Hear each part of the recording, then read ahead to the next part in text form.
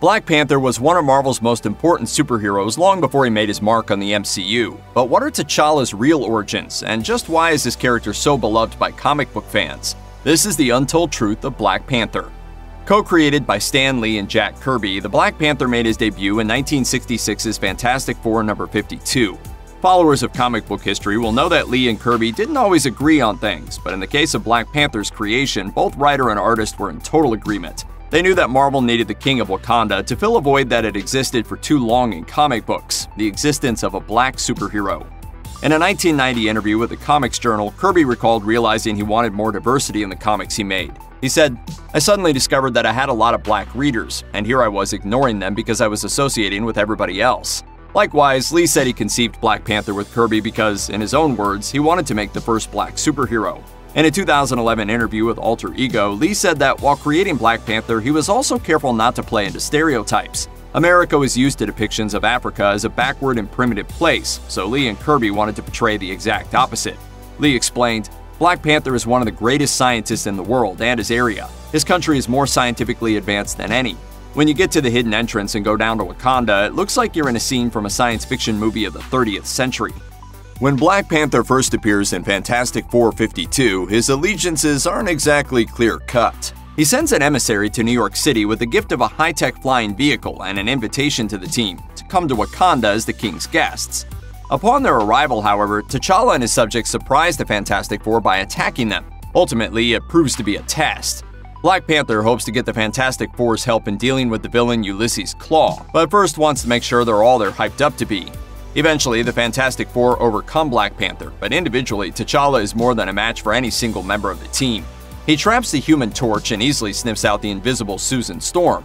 Even when squaring off against the Thing, Black Panther is able to hold his own with nothing but his fists and his wit. In spite of their initial clashes, the Fantastic Four and Black Panther have long maintained close ties. T'Challa even took over as leader of the team after the events of the line-wide event Civil War. It's no secret that T'Challa isn't the first Black Panther. His father T'Chaka held the title before him, and plenty of ancestors before T'Chaka took the responsibility on their shoulders as well. And the further you go back, the more epic the Black Panther's struggles become. As part of Marvel's Legacy event from 2017, it's revealed that Earth's first team of Avengers existed as far back as 1 million BC. Thor's father Odin leads the team, which includes prehistoric versions of Phoenix, Iron Fist, Ghost Rider, Agamotto, Starbrand, and yes, Black Panther too. Unlike T'Challa, the first Black Panther wears the furs and claws of actual panthers. In 2018's Avengers number 4, Odin tells Thor and She-Hulk that this Black Panther was the first to discover the meteor from which Wakanda harvests its vibranium. But other than that, not much is known about this particular panther. Not even his given name has been revealed, or whether he gets his abilities from the same heart-shaped herb as later Black Panthers. He's rarely been shown in action, though his dialogue reveals him to be at least as intelligent and contemplative as T'Challa. Avengers!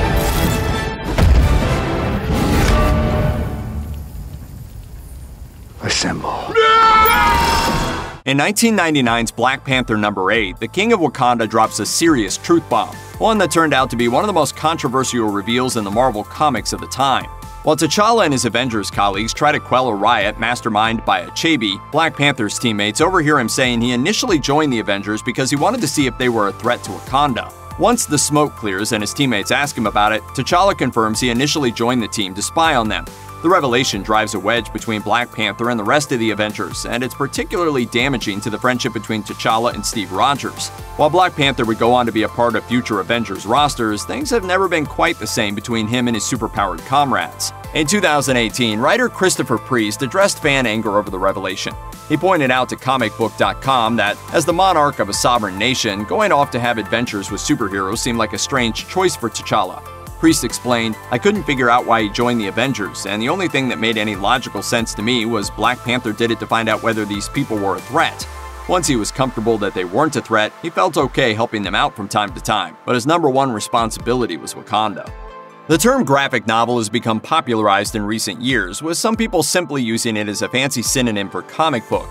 But a true graphic novel isn't just any comic book. It's a long-form story with a distinct beginning, middle, and end.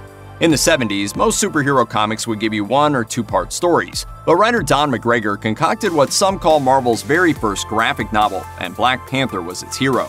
Black Panther's first solo series was Jungle Action, a title revived from Marvel's early days as Atlas Comics. Panther's Rage begins with 1973's Jungle Action No. 6 and concludes with 1975's Jungle Action 18. The story introduces Eric Killmonger and his plot to replace T'Challa on the throne of Wakanda, and sends Black Panther on the long and difficult road to defeat his challenger. For a superhero comic to include a 13-part story, spanning 2 years of publication no less, was basically unheard of in the mid-70s, and doesn't even happen all that often nowadays. Some have argued that it was Marvel's neglect toward lesser-selling titles that allowed for such creative freedom. Whatever the reason though, you've got T'Challa to thank in part for the Marvel graphic novels that you enjoy today. T'Challa is part of a long line of warrior kings who have assumed the title of Black Panther, but some characters have actually taken the name while T'Challa was still alive, more or less. For example, Eric Killmonger defeats T'Challa in one-on-one combat during the 20th issue of 2000's Black Panther run, earning him the right to become the King of Wakanda, as well as the next Black Panther. His reign ends in Black Panther 24, however, when he eats the heart-shaped herb which gives the Black Panthers their powers and falls into a coma, because he isn't part of the royal bloodline. In 2002's Black Panther 50, after the rumored death of T'Challa, a mysterious new Black Panther appears in New York City. This new Panther turns out to be NYPD officer Casper Cole, who swipes the uniform and uses it to bring his corrupt superior officer to justice. After T'Challa reappears, Cole takes the name White Tiger and continues to fight crime. Even T'Challa's own sister Shuri became Queen of Wakanda in 2009, during a story in which T'Challa falls into a coma due to the sinister machinations of Dr. Doom.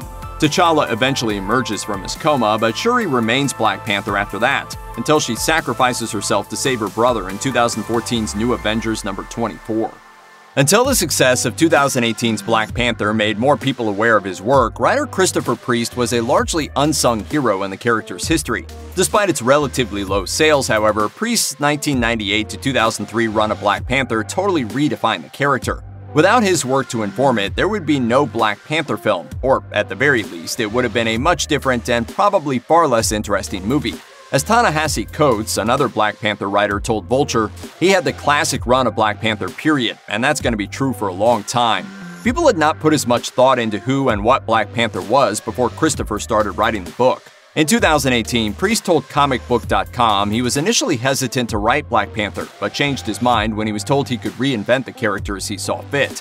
One of Priest's guiding stars was thinking of T'Challa not as a superhero, but as a king. Told through the eyes of T'Challa's hapless sidekick Everett K. Ross, Priest's Black Panther is a colder and more aloof version of the character who places his role as king before anything else.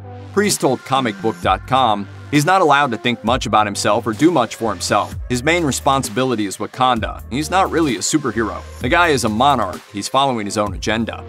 Black Panther proved to be one of the most critically and commercially successful superhero films Hollywood has ever made. But according to the late Chadwick Boseman, Black Panther is more like The Godfather's Michael Corleone than he is Iron Man or Captain America.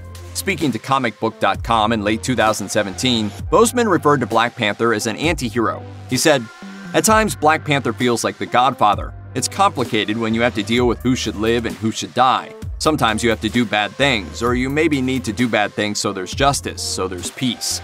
Fittingly, Boseman's interpretation of the character echoes the writing of Christopher Priest, who saw Black Panther as a monarch responsible for his people's well-being, rather than a superhero reacting to crises on the fly.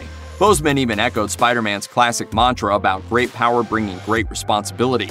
The actor explained, "Black Panther is about how you use your power. What do you do when you get power? In this case, you're talking about someone taking the throne. But all superhero movies are about a person who has extreme power. The only difference between a hero and the villain is that the villain chooses to use that power in a way that is selfish and hurts other people." The Black Panther film managed to work in a number of the hero's signature comic book bad guys. Along with Killmonger, T'Challa came up against Ulysses Claw and M'Baku, who is known as the villain Man-Ape in the comics. Are you done? Are you done? But while speaking to Yahoo Movies in 2018, director Ryan Coogler admitted there was at least one bad guy he wanted to use but couldn't, Kraven the Hunter. Coogler called Christopher Priest's time on Black Panther a heavy run, and singled out a fight that takes place between Black Panther and the Russian villain Kraven as his inspiration for wanting to use the jungle-themed mercenary. Coogler explained, "I've always loved Kraven the Hunter in almost every iteration, so there was a moment, can I grab Kraven? And they were, nah, you don't have Kraven." As he's a villain most closely associated with Spider-Man, Sony owns the film rights to Kraven, and the Hunter isn't part of the deal that allows Marvel Studios to use the web-slinger in their films. Most likely, the fight scene Coogler was referencing from Priest's run on the comics is the impressively rendered battle between the pair in the kitchen of the New York Hilton during 1999's Black Panther #6. Drawn by Joe Jusko, the 6-page fight sequence is an intense battle done almost completely without dialogue. It's a pretty crazy scene, and perfectly encapsulates just how powerful and innovative Black Panther comics can get. Check out one of our newest videos right here, plus even more Looper videos about your favorite movies and TV shows are coming soon. Subscribe to our YouTube channel, and hit the bell so you don't miss a single one.